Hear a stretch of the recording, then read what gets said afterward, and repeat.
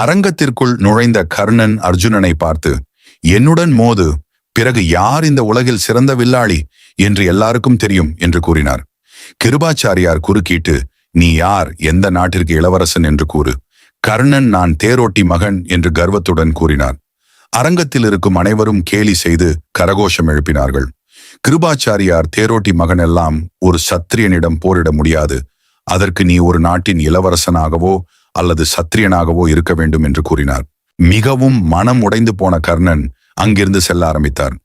நில்வீரனே என்ற ஒரு குரல், துரியோதனன், ஆச்சாரியரே, இது என்ன நீதி, இது எந்த தர்மம், பிறப்பை கொண்டா வீரத்தை மதிப்பது? கிருபாச்சாரியார், துரியோதனா, ஆசிரியர்களான நாங்கள் வகுப்பதே தர்மம், அதற்கு மேல் விளக்கம் தேவையில்லை. அர்ஜுனன் ஒரு சத்திரியன், அவனை எதிர்க்க ஒரு சத்திரியன்தான் தேவை. கர்ணா, அரங்கத்தை விட்டு வெளியே செல். கர்ணானில் அர்ஜுனனை எதிர்க்க ஒரு அரசன்தான் வேண்டுமென்றால் இப்போதே எனது தந்தை கட்டுப்பாட்டில் உள்ள அங்க தேசத்தை கர்ணன் பேரில் தானமாக கொடுக்கிறேன். இன்று முதல் இவன் அங்க தேசத்திற்கு அரசன். இப்போது இவன் அர்ஜுனனிடம் போட்டியிடலாம் அல்லவா ஆச்சாரியாரே? கர்ணன், இளவரசரே, எனது இன்னுயிர் இருக்கும் வரை நான் உங்களுக்கு சேவகனாக இருப்பேன் என்று உறுதிமொழி எடுத்தான். அதன் பிறகு அர்ஜுனனுக்கும் கர்ணனுக்கும் இடையேயான போட்டி ஆரம்பித்தது. அதில் அர்ஜுனனுக்கு சரிக்கு சமமாக ஈடு கொடுத்தார் கர்ணன்.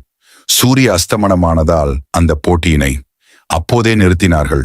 அப்போது கூட அர்ஜுனன், சூரியன் அஸ்தமனமானதால் இன்று தப்பித்து விட்டாய் வீரனே என்று கூறி சென்றான். அதன் பிறகு சில காலங்கள் கழித்து வாரணாவதத்தில் பாண்டவர்களின் தந்தையான பாண்டுவிற்கு பூஜை செய்வதற்காக பாண்டவர்கள் சென்றிருப்பார்கள். அப்போது அவர்களை அந்த அரக்க மாளிகையில் வைத்து வதைப்பதற்காக துரியோதனன் மற்றும் சகுனி சதி திட்டம் தீட்டிக் கொண்டிருப்பார்கள். இதில் ஆத்திரமடைந்த கர்ணன் துரியோதனிடம் சென்று முறையிடுகிறான்.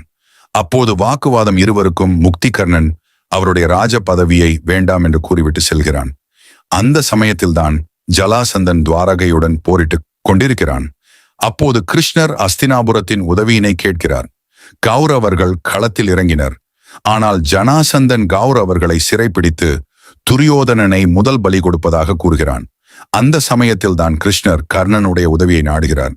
கர்ணனும் களத்தில் இறங்குகிறார். ஜலாசந்தனை வதைக்க முடியாது என்பதனால் ஜலாசந்தனிடம் கதையுத்தம் புரிந்து அவரை வீழ்த்துகிறார். இதில் கர்ணனின் விரத்தில் ஈர்க்கப்பட்ட ஜலாசந்தன், வீரனே, உனக்கு என்னுடைய ராஜ்யத்தில் ஒரு இடம் தருகிறேன், என்னுடன் வா என்று கூறுகிறார். ஆனால் அப்பொழுது கர்ணன் கூறிய வார்த்தை, நான் இந்த இடத்திற்கு வந்தது என்னுடைய மித்திரனின் உயிரை காப்பதற்கு, வேறு எதுவும் எனக்கு வேண்டாம் என்று கூறி சென்றன். பிறகு சில காலம் கழித்து பாஞ்சாலியின் சுயம்வரம் நடக்கும். சுயம்வரத்தின் விதி தனுசை வானோக்கி ஏற்றி மீனை பார்த்து சரியாக அம்பினை எய்தால் அவர் பாஞ்சாலியை மணக்கலாம். ஆனால் அந்த போட்டியில் யாராலும் அந்த தனுசினை தூக்க முடியவில்லை. அப்போதுதான் கர்ணன் அந்த போட்டியில் கலந்து கொண்டு தனுசை உயர்த்துகிறார். அப்பொழுது பாஞ்சாலி கர்ணனை பார்த்து கூறுகிறார், தாழ்ச்சி குலத்தில் பிறந்தவன் எல்லாம் எனது மணலனாக ஆக முடியாது என்று இந்த இடத்திலும் கர்ணன் தனது பிறப்பால் எல்லாராலும் ஒதுக்கப்படுகிறார். மிகவும் மனவேதனையுடன் அந்த இடத்தினை விட்டு செல்கிறார். இதற்கு அப்புறம் இந்திரபிரஸ்தவத்தை பாண்டவர்கள் ஆட்சி செய்து கொண்டிருக்கிறார்கள். அவர்களை சூழ்ச்சி செய்து அஸ்தினாபுரத்திற்கு வர வைக்கிறான் சகுனி. இங்குதான் சகுனிக்கும் தர்மனுக்கும் பகடை ஆட்டம் நடக்கிறது.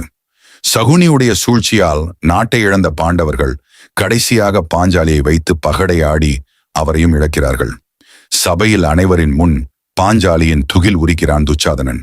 அப்போது கர்ணனால் ஒன்றும் செய்ய முடியாமல் இருந்தால் கூட பாண்டவர்களுக்கு கோபத்தை எழுப்பி எப்படியாவது அவர்களை சண்டையிட செய்வதற்காக 5 நபர்களை மணலனாக ஏற்றுக்கொண்ட இவள் வேசிதான் என்று கூறுகிறார்.